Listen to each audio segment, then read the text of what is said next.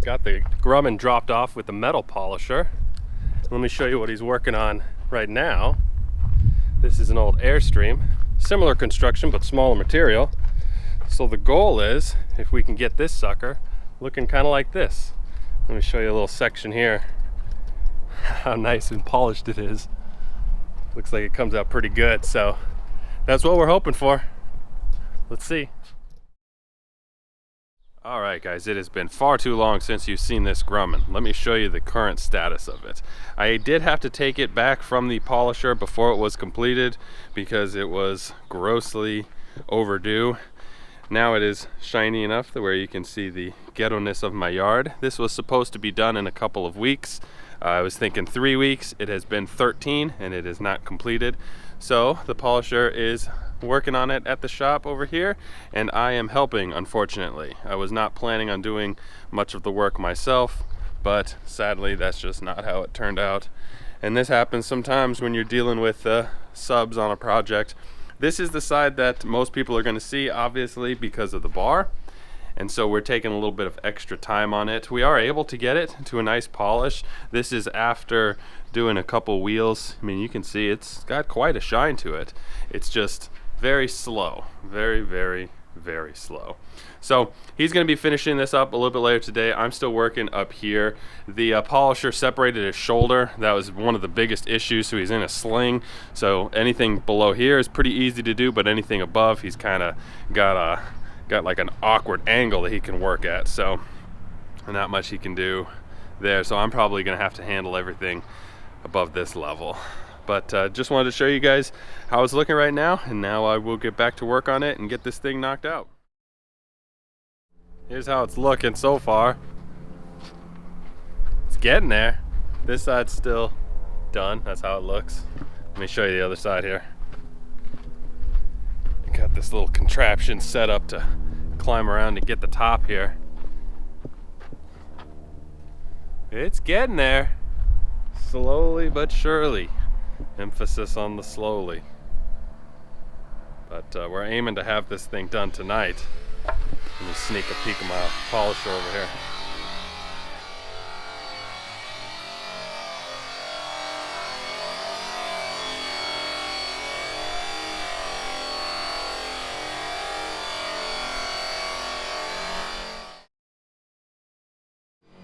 So this is how it's looking now.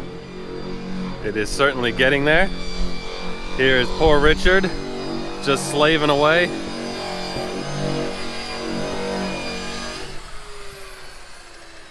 What's up, Richard? What's happening? You enjoying this? I love it. Let me show you over here. I did the window, the service window. It's basically done. Woo! Look at this shiny.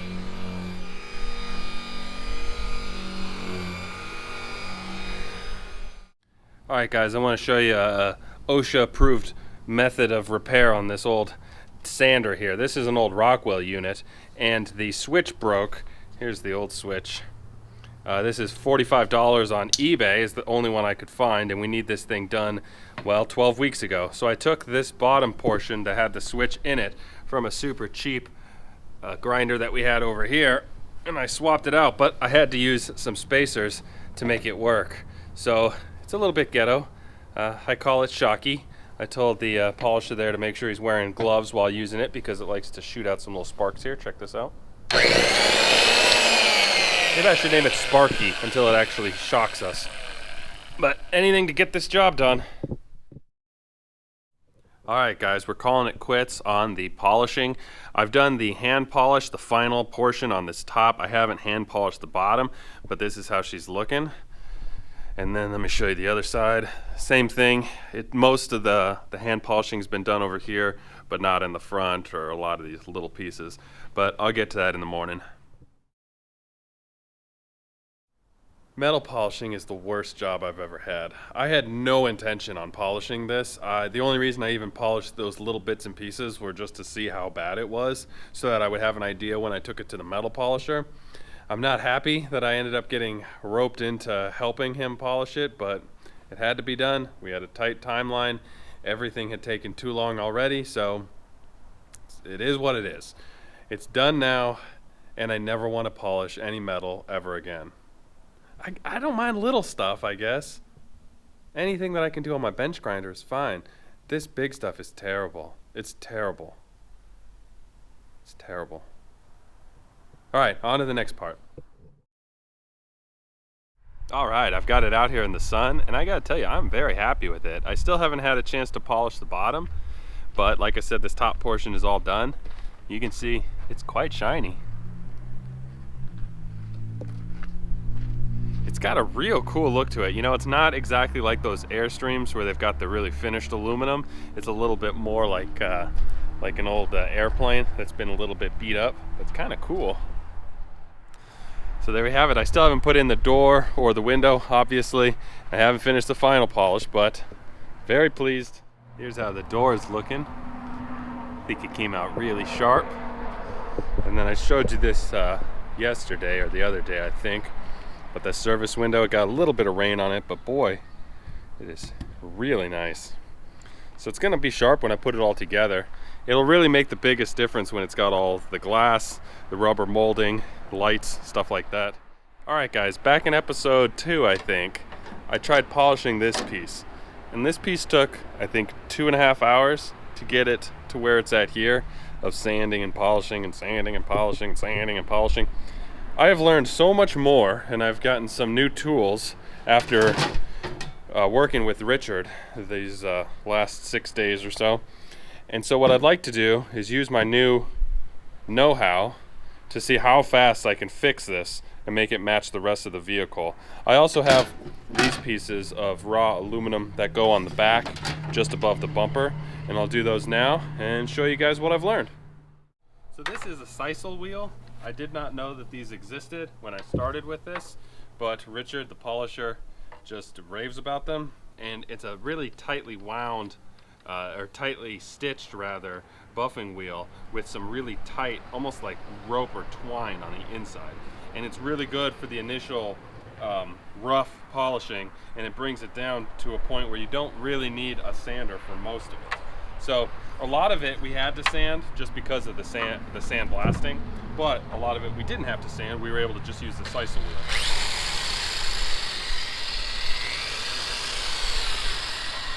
So this is a Tripoli Rouge that I'm using here. Let's see how quick we can knock this out.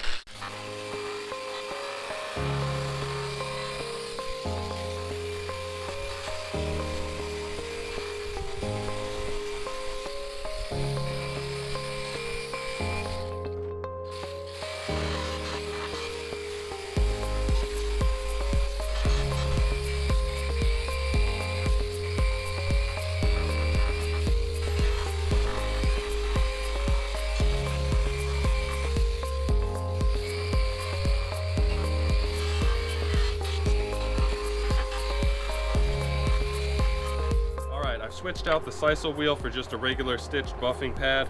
I'm going to use the red rouge and then immediately switch to the green and then to the white, and I'll just knock this thing out real quick using the same wheel for all of it.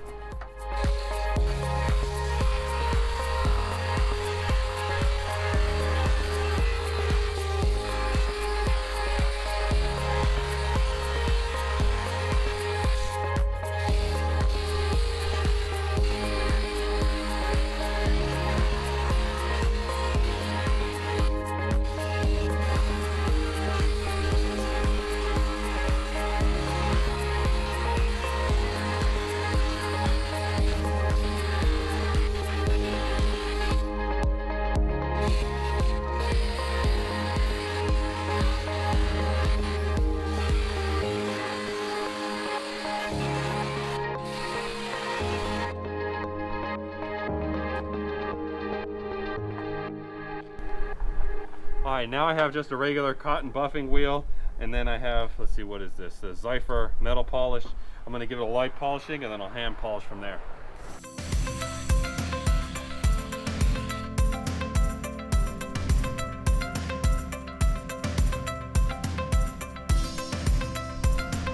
And there you have it. From this to this. What was that? 20 minutes? Took me 2.5 hours to do it the first time. So, huge change. Just learning a little bit more about the trade. So, on to the next part.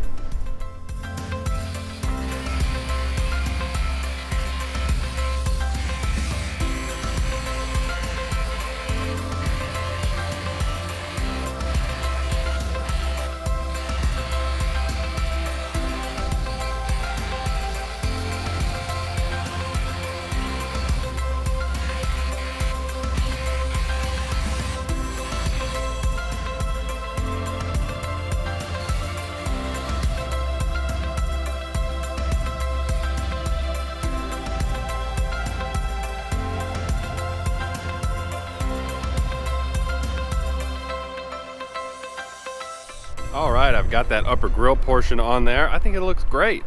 Really matches the rest of the shine. I'm really liking this thing more and more the more I'm working on it. So the next step is going to be, I've got to get the interior cleaned out. It was exposed to some elements during the last couple of storms that we had because I couldn't have any of the glass in it while we were doing the polishing. And I'm going to have to paint the back and the ceiling here. I'm painting over the bed liner with the satin black to make it really nice and uniform. And then I've got to put all the electrical back in, get the countertops back on it. I've got to fill, if you see all the little light poking through these little holes, those are just random holes that somebody decided to drill in it for one reason or another. So I've got to fill all those with carriage bolts so that they look like rivets from the outside. A lot of little things, but I'd say this thing's maybe 85% done. I think I've got between 8 and 10 days left of work on it. I'm just not exactly sure when I'm gonna get those 8 to 10 days, if I can do it just straight through or if I'm gonna get stuck on another project. So stay tuned. It'll probably be 2 weeks before the follow-up video for this, but I promise she is close. So take care.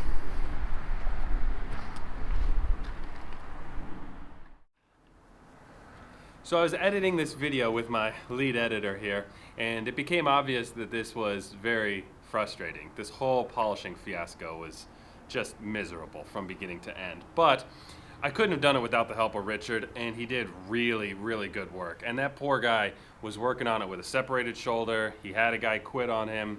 And then after I took it back, he showed up every single day, driving 30 miles each way just to make sure that this thing was done.